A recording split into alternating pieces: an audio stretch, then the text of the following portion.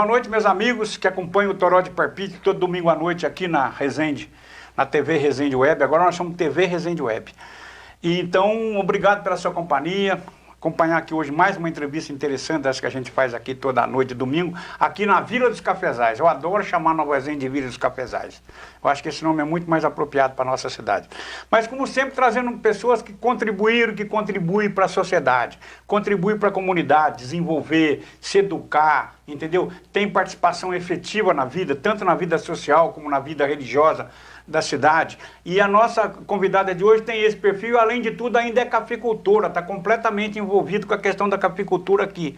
Então é um prazer, uma honra muito grande recebê-la aqui.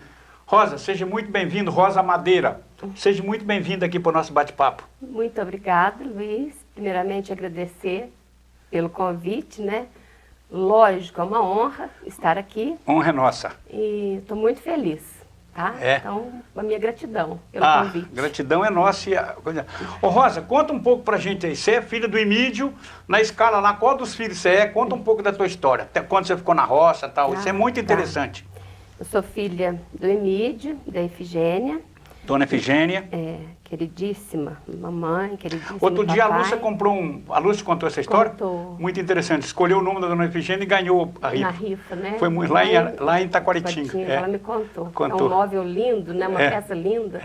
A Lúcia, a mamãe chamava, sabe de quê? A sétima. A sétima filha. Mamãe tinha 6 filhas e 3 filhos. E ela gostava tanto da Lúcia, considerava tanto a Lúcia. Era assim uma sintonia muito grande entre as duas, que a mamãe falava, quando a Lúcia estava chegando, ela falava, chegou minha sétima.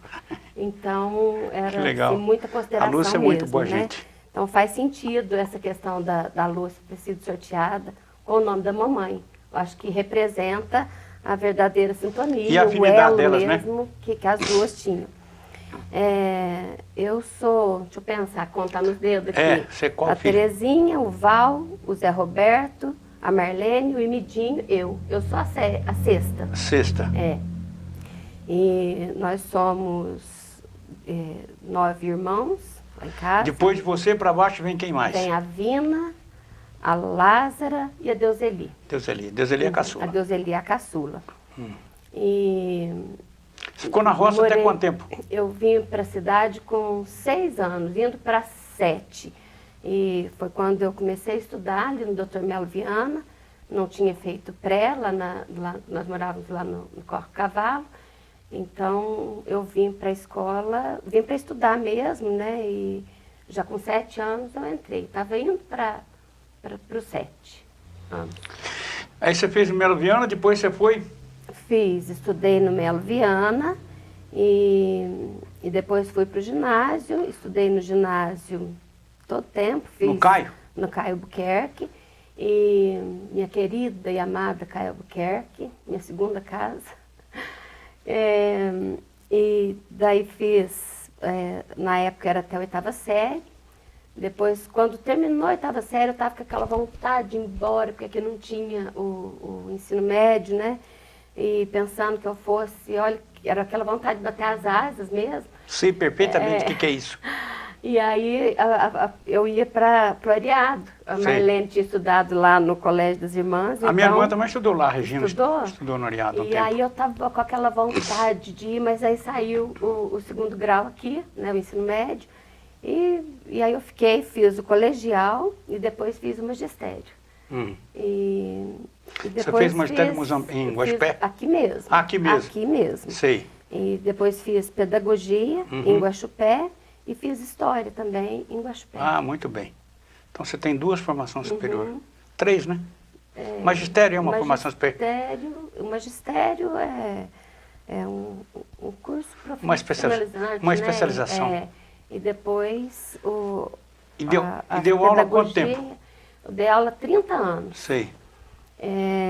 Tem muita gente que você encontra na rua que você formou, né? Tem muita gente. Demais. Nossa, parece que eu fui professora de quase todo mundo que eu encontro. Parece que eu fui professora ou da própria pessoa, ou da mãe, ou do pai, ou do tio, do avô, até do avô, eu já fui professora. E eu comecei, na verdade, da aula, eu estava fazendo colegial. estava lá na sala e a dona Adélia, que era a diretora, dona Adélia Miranda, e aí ela ficou sabendo que ia abrir uma escola lá na Serra do Forno. E perguntou se eu queria, se eu tinha vontade, que ela achava que dava certo. Que você tinha um perfil, já tinha um perfil. Eu tinha perfil, com 16 anos, né? Porque, na verdade, eu acho que o que despertou a minha vocação para o magistério, para ser professora, foi a igreja, a catequese, que na época, né, chamava de catecismo, mas eu comecei ali na igreja, dando catequese, e gostava muito, me identifiquei, achava o máximo ser catequese ali. E aí a dona Adélia me chamou e eu fui. Lá na Serra do Forno, era numa escola, era uma tuia, lá de um sítio do Bolivar. E aí ele doou para funcionar uma escola lá. E não entendo se era coragem demais, se era inocência demais, sem ter noção. Era vocação. Eu fui para dar aula para o primeiro, segundo e terceiro ano. Era tudo junto, né? Era junto. Só que depois dividiu, aí foi a Alice Diniz que ficou com a outra turma, porque teve que dividir, que tinha bastante aluno. Mas foi a maior delícia do mundo, foi a coisa mais intensa que aconteceu. Parece que era dificuldade, eu nem vi como dificuldade, porque tinha que ir a pé, voltava a pé. Mas, você ia a pé para a Serra do Forno todo dia? Descia o Morro da Chácara ali? Descia. Não era no Morro da Chácara, não. Eu ia até lá no sítio do Tozito, entrava lá. Sei, por ali. Então, até lá, pegava carona. Né? A gente ficava lá perto do posto, da saída, e pegava carona até lá no sítio do Tozito. Aí depois, eu seguia ali onde é o João Norato, o povo do João Norato. E aí, a pé, descia um morrão. A minha cabeça ainda só pensa em ir para lá, para Monte Belo, Jureia, Serra do Forno, por esse caminho aqui. Então, é um outro caminho. Até, de vez em quando parecia uma carona que ia passar lá por esse caminho, eu pegava a carona, porque era muito difícil passar um carro ali naquela época. Mas, de vez em quando, acontecia. E aí foi bom demais, mas eu me apaixonei, eu vi que de fato eu queria mesmo. Era aquilo que ser professora. Ser professora. E aí depois, aí passou um tempo, aí teve concurso, aí eu fiz magistério, fiz concurso, e aí fui dar aula, dei aula lá no Agrião, depois no Corpo Cavalo, no Viradouro, que foi assim uma experiência também magnífica, lá na Grama. Tem duas gramas, não tem? Tem uma grama para cá e uma grama para cá, não tem? A grama para cá é município de Juruáia. Juruáia, né? Na divisa com Monte Belo, Nova Resende e Juruáia. Isso, a grama perto da Bituruna. Perto da Bituruna. Aí dei aula lá, dei aula pelo município também uma vez no Padre Luiz, porque precisava, a dona Giselda, na época o diretor, emprestou uma sala para funcionar um prézinho lá, eu dei aula lá também. Dei aula pelo município, no Melo Viana, no Sampaio, que foi também uma experiência maravilhosa da minha vida. Pode atender se você quiser. E isso, e depois... Aí, o maior tempo seu foi no Albuquerque? A maior experiência tua? Não, aí eu fui para a creche, dar aula no prézinho da creche. A creche... Lá do Lava Pés, Lava São Pés. João. Na época eu falava creche São João, né? Hoje é Centro Municipal de Educação Infantil São João, que também me realizou muito como professora, como pessoa. Como agente social. Foi assim uma experiência fantástica. Eu fui muito, muito, muito feliz lá, trabalhando com as crianças. Então, por isso é que vem, né, essa questão de tia. Embora seja muito questionada a questão de tia e de professora, por mais que eu tenha assim, debatido várias vezes, tanto no magistério quanto na faculdade, embora muitas pessoas não concordem, né, eu sempre gostei de ser chamada de tia Rosa. Acho carinhoso. Afetivo. Afetivo. Intimista. Então, muito feliz lá. A creche, para mim, foi assim... Você é uma instituição, né? Assim, aí você conversa com as pessoas, todo mundo assim tem uma identificação. Muita gente, né? Tia Rosa, tia Rosa, tia Rosa, é um negócio tão bonito. E aí... Isso é uma conquista de vida, né? Uma conquista de vida. Eu sou assim... Eu me sinto, nossa, muito feliz por isso. Gratificada, né? Gratificada. Eu acho que é Deus agindo na minha vida constantemente. Porque aí, o que acontecia? Aí, geralmente, aqueles alunos que passaram por mim na educação infantil, passa rapidinho, quando eu estava lá no ginásio. Depois estava no Caio Albuquerque também? E continuava tia Rosa. Então, os alunos do ginásio, rapazes, moças, sempre tia Rosa. Sempre. E foi assim, tão profundo que até o Joaquim, eles passavam a chamar de tio Joaquim, sabe? Sim. Todo mundo. Seu marido, então, né?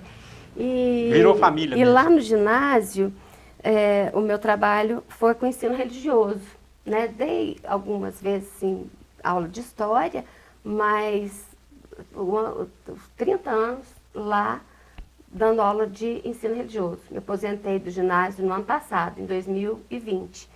E amo também a Caio Albuquerque, amo e defendo o ensino religioso com todas as minhas forças. Acho o ensino religioso uma matéria, assim, fantástica, profunda, uma filosofia. Rosa, você acha que o ensino religioso ele é ecumênico, ele é independente de igreja, ou ele tem um lastro que tem essa discussão também, né? O que você acha? Você dava uma aula ecumênica, você... eu nem vou dizer, o ecumenismo, ele é para as igrejas cristãs, para as igrejas que estão ligadas no guarda-sol da Igreja Católica, então, no guarda-chuva da Igreja Católica. Hoje, o que a gente tem que pensar muito é num diálogo interreligioso, Sim, interreligioso. Né? E hoje o que eu trabalho muito assim, no ensino religioso, que é esse objetivo do ensino religioso, além do resgate, da vivência de valores, a gente trabalha muito também o conhecimento das religiões, né? Com as suas doutrinas, com os seus valores, com, né, os deuses diferentes, os ensinamentos diferentes. Então é um trabalho belíssimo, muito importante. É muito mais profundo do que se imagina, muito mais denso. Então, eu tive uma experiência uma vez na escola, e que eu tive 2 alunos budistas. Sei. E assim, o jeito de trabalhar com o ensino religioso aconteceu de uma forma assim, tão espontânea, tão boa, que eles não pediram dispensa. Porque o aluno, ele, por direito, né, o ensino religioso... Os alunos budistas eram aqui de Nova Resende? Eles vieram de São Paulo e moraram ali na Penha. Sei. Até ele montou lá na casa dele um templo budista. Um templo budista. Mas eles eram japoneses, não? Não. Eles eram orientais, nada? Não. Não eram? Não eram. E participavam, assim, tranquilamente das aulas. Isso é muito importante. O nosso trabalho aqui em Nova Resende, o trabalho de ensino religioso aqui de Nova Resende, ele é muito bem respeitado, ele é muito levado a sério, não é uma aulinha, antigamente o povo falava até aula de religião, né? Hoje é o ensino religioso mesmo. É muito mais complexo. O aluno, ele sabe que ele pode pedir dispensa, né? No ato da matrícula, se ele quiser, ele pode pedir dispensa e durante a aula de ensino religioso ele fica numa outra atividade escolar. E a gente não tem esse tipo de questão na escola. Todo mundo assistia? Todo mundo assistia, interessava, respeitava. Assim, foi uma experiência belíssima do ensino religioso. Deixa eu te fazer uma pergunta. Hoje você tem o neopentecostal, é que nós chamamos, essas igrejas que surgiram com um perfil completamente diferente, entendeu? Tem um lastro de muito forte de captação de recursos, entendeu? Tem uma coisa muito forte. Essa é uma questão que a sociedade enfrenta hoje, né? E esses também participavam ou eram mais resistentes? Como é que foi isso? Participavam. Na verdade, Luiz, eu tive pedido de dispensa 2 vezes, há bem tempo, há alguns anos, de Testemunhas de Jeová, que depois participaram. Reformulou? E só. os outros todos. E teve uma vez também um caso que me ensinou muito até, na verdade, foi um aluno da congregação, ele participava tranquilamente das aulas, e aí no final do ano eu fui trabalhar um texto de Natal, né? E o pessoal da congregação, eles não acreditam no Natal, não comemoram o Natal. Sim. E aí ele questionou, falou, esse trabalho eu não vou fazer, e argumentou, tal. E aí eu achei assim fantástico o argumento dele, com conhecimento de causa. Um exercício de crença mesmo, de fé, né? E aí foi uma experiência muito boa, que me abriu os olhos, né? Assim, eu ainda não tinha ficado atenta a essa questão, né? Eu não estava respeitando tanto quanto deveria, né? Uma vez que o Natal, ele não... A gente tem noção que ele está universalizado e todo mundo tem, né? E não é, existem religiões... Mas aí foi muito boa a conversa. Rica, né? Rica, os pais vieram questionar, e aí ele não participou das aulas, estava no finalzinho do ano, mas aí ele tinha também uma irmã que participava, e a irmã quis fazer as atividades. Então, e era individual mesmo a postura, né? A questão era dele. Né? Tem que respeitar, né? Claro. A gente tem que respeitar e admirar essas posições, né? Lógico, eu tenho uma admiração muito grande por ele. Até hoje vou carregar isso comigo. Rosa, e a questão da adoção? Você tem uma luta também, uma bandeira, uma demanda de discutir a adoção, né? Sim. Podia falar um pouco disso pra gente. Ô Luiz, a adoção... Deixa eu te fazer uma pergunta antes disso. Foi na escola que você percebeu essa questão da adoção ou vem por outros caminhos? Não. Talvez seja na escola, não estou falando não, mas... Convivendo ali no subconsciente, pode estar ali. Quando eu dei aula lá no Viradouro, eu era até solteira ainda, e tinha umas crianças lá assim muito carentes, mas muito, uma coisa, nossa, carente em todos os sentidos. E eu me apeguei muito a uma criança, a uma menininha, né, Maria, um beijo Maria, tá? Que a gente tem uma ligação até hoje. E eu me apeguei demais a ela, e com o consentimento dos pais, eu trazia direto ela aqui para casa, e nossa, eu era apaixonada nela. E aí parece que eu pensava, gente, eu preciso adotar uma criança mesmo e tal. E aí casei, mas queria demais, nunca pensei que eu não engravidasse, nunca, né? E aí, depois de 4 anos de casada, nós resolvemos ter filhos, né? E aí veio a dificuldade de engravidar, e fui atrás de tratamento, e busquei assim, vários tratamentos, fiz tratamento em Passos, em Poços, em São Sebastião do Paraíso e em Guaxupé. E aí, ao mesmo tempo, eu vi que eu estava com artrite, descobri uma artrite. Então, durante o tratamento, eu tinha que deixar o remédio da artrite, aquilo me deixava quase que inválido. Então, o tratamento foi uma tortura mesmo. 5 anos de tratamento. Até que um dia, uma médica de Guaxupé me alertou, falou, Rosa, existem outras formas de ser mãe, por que você não entra na fila de adoção e tal? E aí, conversei com o Joaquim, ele bem tranquilo, né? E aceitou, mas ficamos ainda um tempo aguardando. Na época não era tão difícil quanto hoje, né? E aí eu lembro que eu dava aula para uma menina no ginásio, e ela engravidou, e também falava que não queria o neném, não queria, que ia me dar. Eu achava que era simplesmente pegar o neném dela e que já ia... Né? Na época a cabeça fica tão assim que eu pensava assim, eu vou adotar até a mãe dela, dessa criança, de tanto que eu queria. Mas depois, um dia eu fui na casa dela e eu ficava visitando direto, sabe, levando as coisas lá. Aí um dia a mãe dela me falou, olha, ela tá falando que vai te dar esse neném, mas ela é muito amorosa, ela não vai te dar esse neném. E aí a avó que me alertou. E aí nós demos entrada nos papéis, aqui, documentação no fórum e tal. No fórum. E aí na mesma época, já tinha assim, levado bastante documento, tem bastante coisa que a gente complicado. tem que é muito rigoroso o processo. Só que na época, a inscrição, ela era local, né? Então, se eu quisesse fazer uma inscrição aqui, eu fazia aqui, se quisesse fazer em Guaxupé, fazia. Era local. E hoje ela é nacional.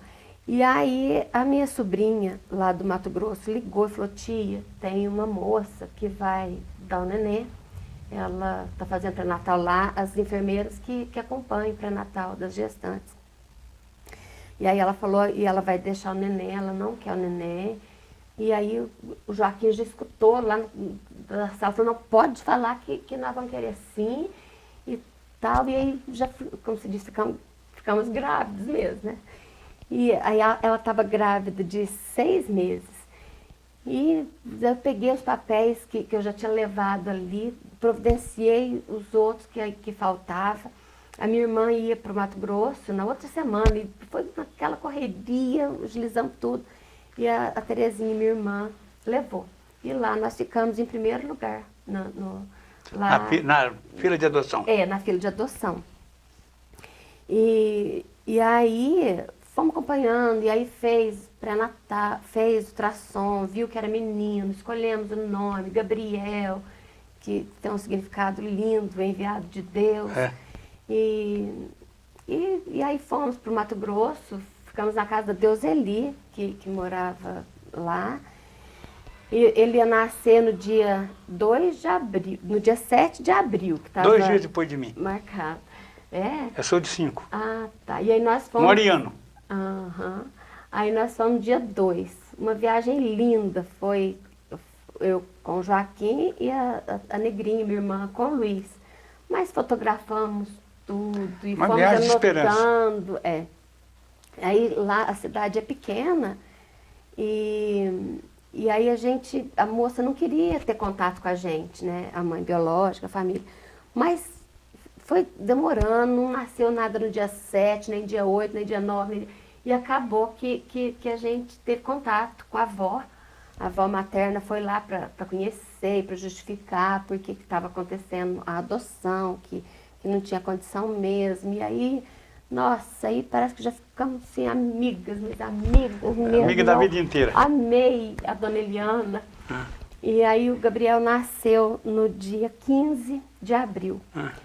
Foi um contentamento, Luiz, que não tem nada nesse mundo que possa assim, explicar, que possa apresentar a emoção, porque aí nós tivemos condição de fotografar o parto, eu que fiquei no quarto com ele, e aí a mãe biológica aí já tem todo um cuidado, aí eles levam a mãe para um quarto bem longe, para não ver o separação. Neném, e aí, mas parece que eu queria demais ver aquela mãe, sabe?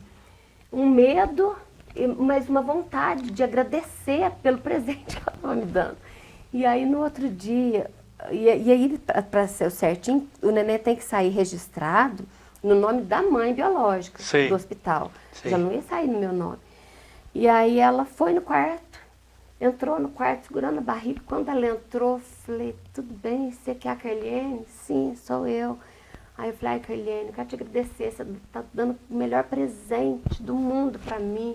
Eu quero que você saiba que eu nunca na vida vou esconder do Gabriel a origem dele, nada. Aí ela falou, ai, Gabriel, ela falou, eu tenho uma filha que chama Gabriela.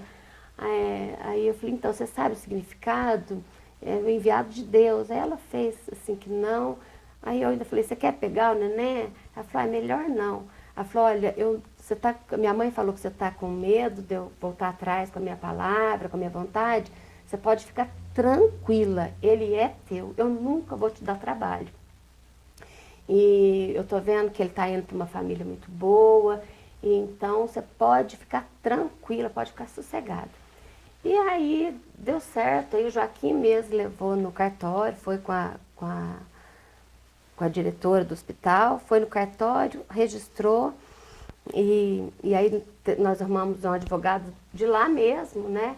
Que era também, tudo é por Deus, ele é um defensor da adoção, ele fez todo o trabalho para nós, sem cobrar nada. Sem, assim, por vontade mesmo, vocação e defesa mesmo da causa da adoção. E depois de um ano, nós ficamos com a guarda provisória dele.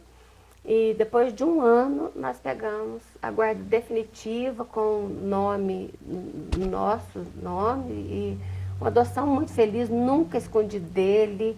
Ele é tranquilo, feliz, bem resolvido. Tem 17.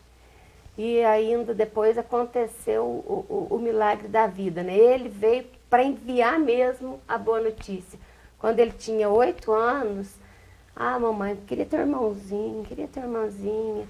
E aí eu falei, Gabriel, só se a gente adotar, porque nós continuamos inscritos lá. Só se adotar, no Mato Grosso, adotar. Mal sabia eu, não, bem sabia eu, né? Que eu já estava grávida. Eu já estava grávida. Deus, assim, respondeu as nossas orações. E aí eu fui fazer, eu estava passando mal, fui fazer um exame, pensando que era menopausa, né, e tudo mais. Já estava grávida de quase 4 meses. Então foi um milagre. Atrás do outro. Atrás do outro. O Gabriel, um grande milagre. A Maria Isabel, outro grande milagre. E ainda para fechar com chave de ouro a questão da Maria Isabel, escolhi o nome por conta de Maria, e, né? de Isabel. E de Isabel, que assim como eu, engravidou na velhice, com todas as dificuldades. Sim. Eu sempre amei a história da Bíblia de Maria, deixar tudo dela, e eu imagino a dificuldade da época, né? E ficar com a prima. Imagina bem essa questão, que é profunda. O sociológico desse momento, né? Então, e aí sem eu ter acesso ao calendário litúrgico ali na época era o padre Juvair, e eu queria demais batizar no dia do aniversário do Joaquim. E aí ele falou que aí não podia, porque ia ter uma instituição de coroinha, de acólito no dia, mas ele sabia da minha história. Eu falei, padre Juvair, deixa, só era aniversário do Joaquim. Ele falou, então eu vou abrir uma exceção, vou deixar.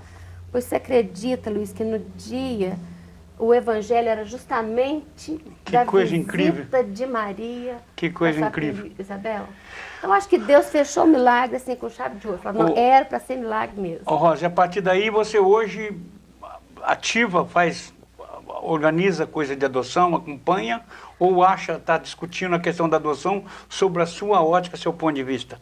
Sobre a minha ótica, meu ponto de vista, eu defendo, eu incentivo o máximo que eu posso as pessoas, né? Porque é uma angústia, assim, uma tristeza para as pessoas que não conseguem. Pois né? Porque, na verdade, é um sonho. É um gesto de grandeza que não tem tamanho, né? Então, mas, assim, a vontade de ter filho é muito grande. Quando a pessoa constata ali que não pode, por uma questão ou outra, parece que existe um tabu em relação à adoção. Então, o meu papel, o que eu tento fazer o máximo com as pessoas assim, com as quais eu convivo, até com quem eu não convivo... É defender a adoção. É defender, é mostrar, é falar da grandeza e do mistério, do amor. Porque eu posso falar com a maior garantia, o amor é o mesmo. O amor é o mesmo. O amor é o mesmo. Não tem nenhuma dúvida. É uma coisa assim, a adoção é a coisa mais linda que eu já vivi. Eu acho que é uma prova de grandeza, de amor ao próximo gigantesca, é gigantesca. E aí o que eu tenho feito, eu já ajudei em 2 cursos, que hoje a lei mudou, então para o casal hoje se habilitar, ele tem que fazer, o casal faz um curso. Então eu já fui chamada 2 vezes para falar da nossa experiência. Para palestrar sobre o assunto. Para fortalecer a questão da adoção. Isso. E me disponho sempre que eu puder, e que for necessário, que for possível, eu vou estar defendendo a questão da adoção. Vamos saltar para outro assunto. Vamos saltar para a cafeicultura. E aí? E o problema de Muzambinho, que você foi líder aí no movimento, coisa muito. Como é que está aquela situação da cafeicultura, dos credores lá da... É Verde Grão que chama, né? Teve um caso, teve uma Grão Verde. Teve um caso agora em Montebello, já ouvi conversas que é o mesmo grupo. É verdade isso? Eu não posso te afirmar que é o mesmo grupo. Sim, mas eu também não tive afirmação disso, não. O que aconteceu com a gente, Luiz, eu acho que foi Nossa, Deus do céu, era pra gente estar arrasado, arrebentado. A sorte é que existe a fé, porque senão a gente desestrutura mesmo. Sim. Nós compramos um sítio lá em Muzambinho para pagar com a venda de uma terra que a gente tinha feito aqui e com café, né, com a colheita de lá. Então compramos parcelado.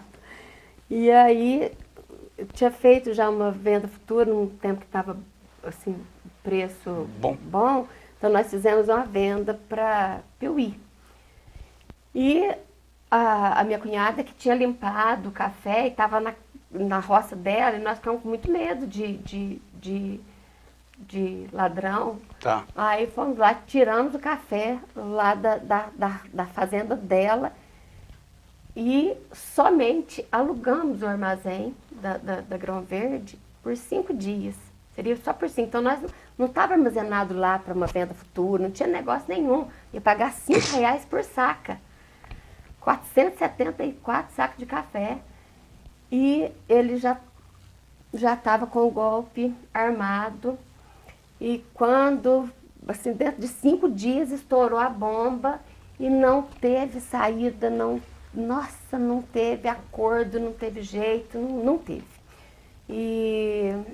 E aí mais de 300 produtores numa situação parecida. Cada caso é um caso, né? Muitos tinham vendido, outros tinham feito depósito mesmo lá, e o nosso era um aluguel.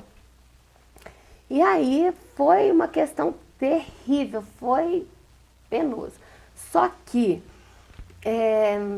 no dia que eu vinha, o Joaquim não teve coragem de me contar. E uma semana do mês eu vinha ficar com o papai. Quando eu cheguei aqui, o papai já estava no maior desespero, sabendo. Até fui com a Fátima Gomes nesse dia lá para a roça, para ela ficar lá.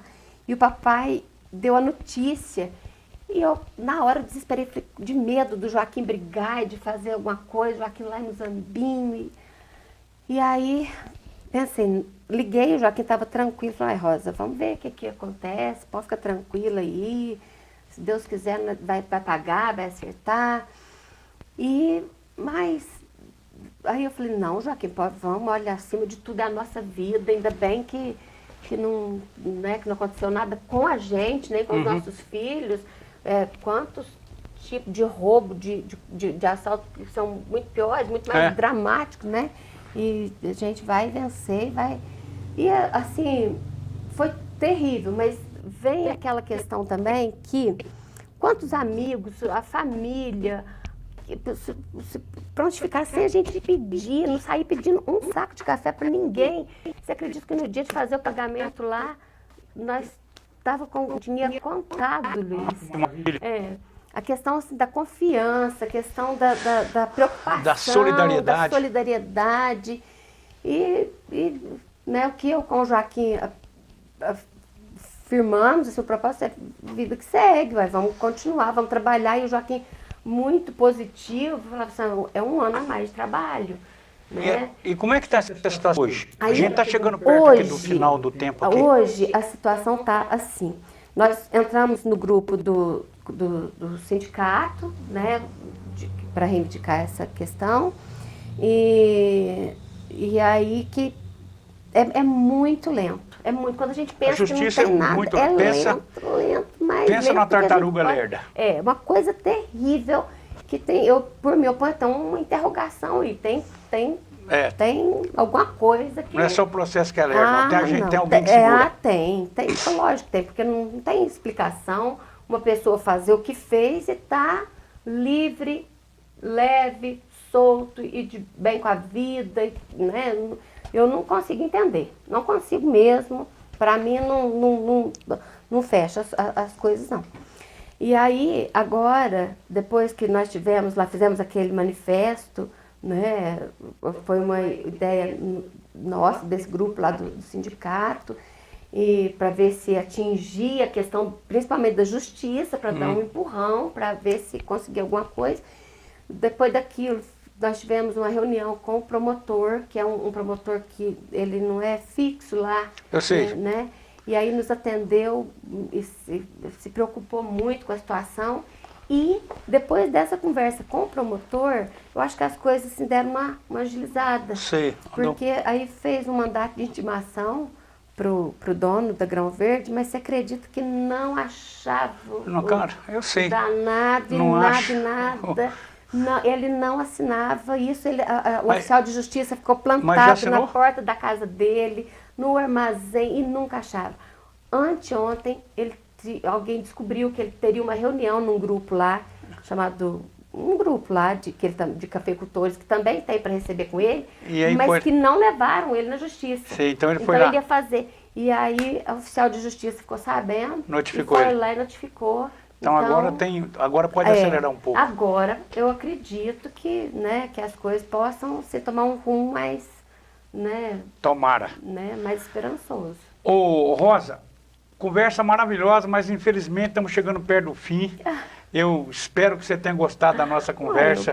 Eu tenho certeza absoluta que todo mundo aprendeu muito com o que você falou aqui. Você colocar a sua posição tão clara, uma pessoa tão solidária, tão participativa da comunidade, entendeu? Bom, mas a gente tem que viver para isso mesmo, eu digo que é viver para melhorar o mundo, né? Então. Para piorar tem gente demais, né? Não tem tanta gente, mas eles são tão fortes, né? Piorar o mundo não são tantos, mas eles são tão ativos, né? Que eles conseguem piorar o mundo. Uma minoria consegue piorar o mundo. Tem uma frase que revela muito isso. Somos anjos de uma asa só e precisamos nos abraçar para alçar voos. A gente precisa um do outro. Se tem um ou outro tentando atrapalhar, eu acho que tem 100 para ajudar. Eu acho que tem muito mais gente boa no mundo. Eu tenho certeza disso. Do que esses que vêm para atrapalhar, que gostam de atrapalhar. Gente, conversa maravilhosa. A gente ficaria dias aqui se não tivéssemos horário para conversar, porque tem tanto assunto. Quero agradecer muito por ter aceitado o nosso convite. É uma honra bater esse papo com você. Estava devendo essa conversa ainda pelo teu valor humano, pela tua postura social, pelo teu envolvimento nas causas justas, entendeu? E essa é a questão do café, você foi muito ativa, foi muito importante, e nós sabemos do tanto que você impulsionou a ação daquele grupo, a gente sabe muito bem disso, você e o Joaquim. Então, se você tiver despedir alguma coisa que você esqueceu de falar, fique à vontade, que nós estamos encerrando o Toró de Parpite. Luiz, eu agradeço assim, imensamente pelo convite.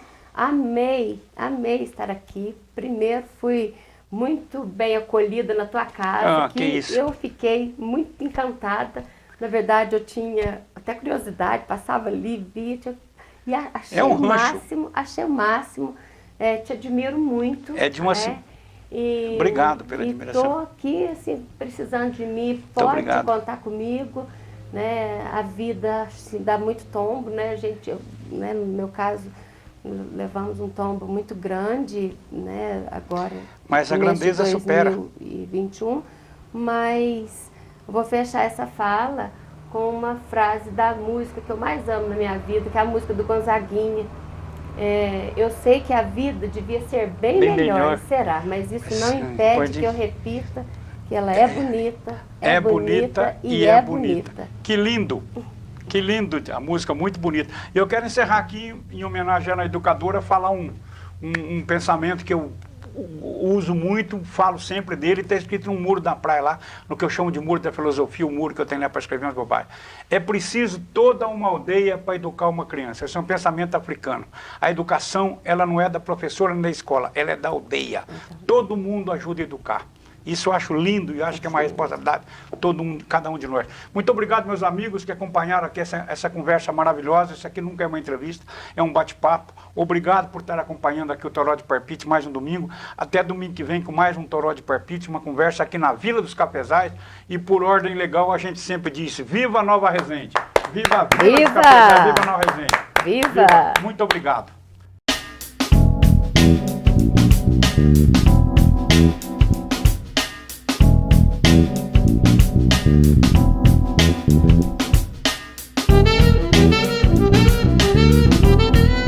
TV Resende Web. Apoio Marmoraria Nova Pedra, realizando sonhos. Edmac, peças e serviços para máquinas agrícolas. Nova Noiva, a loja da Luísa. Alto Posto Vila Petro, nosso combustível te leva mais longe. Z Comunicação Visual, criando ótimas impressões. Supermercados Alexandre, 2 lojas sempre perto de você. Distribuidora do Breno, água, gás e bebidas. Rei do Jeans, o barato é um fato. Guerreiro Sucatas, ajudando a população e colaborando com o meio ambiente. Resende Net, internet por fibra ótica. Loja Daval, moda e acessórios.